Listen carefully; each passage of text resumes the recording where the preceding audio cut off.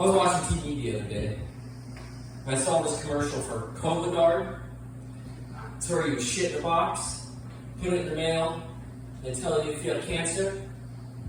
They only ship UPS. No wonder those drivers went on strike for air conditioners. Those trucks reach 140 degrees, and they're carrying your cancer-ridden shit across the country. That's the same temperature as a porta potty in Afghanistan. Trust me, I know. I masturbated in those. Freedom isn't free. Because I served and fought for freedom, fought for freedom, I take injustices I see in everyday life very seriously, especially that of equal representation. I was shopping for dildos the other day. I did not feel represented.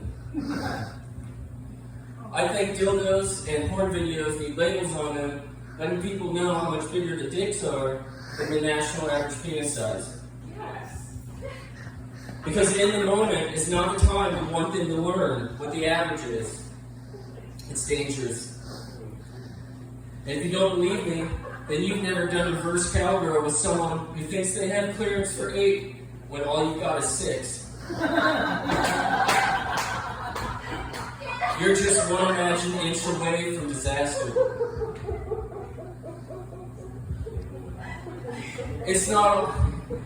That's why safe sex for me has always been when I control the thrusts. At least when I fall out, it'll be on my terms. That's good. I like that. It's not all bad.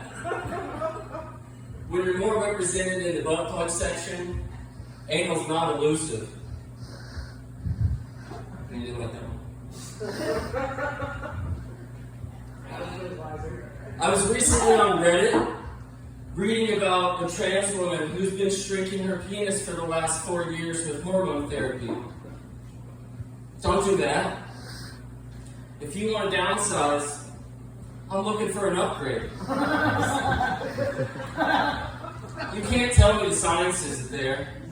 John Wayne Bobbitt had his cut off in '93. They sewed it back on. He did 2 pornos. That's real. It's got to be like changing a tire by now. Where's the charity I sent my backlog of sad dick pics to? I think trans women everywhere are missing out on the dick envy market. For instance, Dick Swap is not only the next hot new show, it's also the next Pornhub category. Just think of it. You have all the small-dicked racists and bigots coming together with trans women of all races to help make each other's dreams come true. I think it's what our country needs. All I'm really saying is, please don't shrink your penis. Consider mine instead. My blood type's B positive. If you didn't really respect it. When my wife was pregnant with our youngest child, I was looking for all kinds of gifts about motherhood and stuff like that. What I found were all these sites selling jewelry made from post-pregnancy body fluids. Placenta, amniotic, breast milk. So I saved the bag of fluids. It's still in my freezer 7 years later. I just can't find the right occasion to get a ring with a card that reads, "To always remember, this came out of you." Do you think people get post-abortion jewelry made? Like, I didn't want the kid, but I love this necklace. Oh, yes.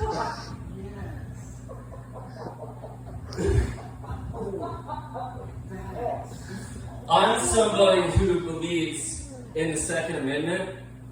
I like my guns.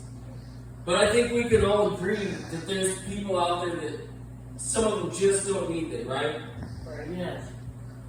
How come if you're on a sexual predator list, you can still buy a van?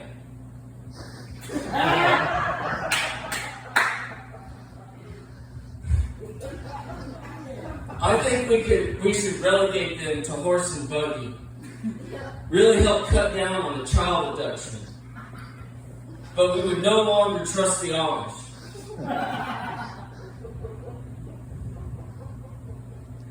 I live in a small town, and I sometimes wonder what my reputation is. The other day, I was at a parade with my kids, and I was handed a koozie that read, "Don't rape." They were not giving these to anybody else around me. It clearly felt targeted. So I've really been working on my not a rapist vibe lately. If you have any tips, I'll be by the dumpsters with the horse and buggy. Thank you, I love that. That's good. I think the statement, "It's only a small kidney stone," is misleading. Never heard anyone tell a woman it's just a small baby. Okay, this next one's the actual story. Okay, so I recently went to the VA hospital, as I'm American here, and I met with a nurse practitioner who said, "We're going to check your prostate." I'm like, okay. He left, and I'm thinking, I'm going to meet the doctor next. Because in my head, I needed the most qualified person to put their finger in my ass. That is not what happened. The nurse practitioner came back in, but he brought a female chaperone. I'm like, okay, at least he's being watched. She then immediately says, I'm not lying, "I'm going to stand over here in the corner with my back turned." I was really confused. I didn't know if that was a hint to him that it's good, get it on. So I thought she was fucking with me. So I said, "How are you going to know if I'm being molested? Is there a word you want me to yell?" The whole time the nurse practitioner is standing right beside me. Eventually I realized I should stop asking this woman that doesn't want to see me get fingered to look at my asshole.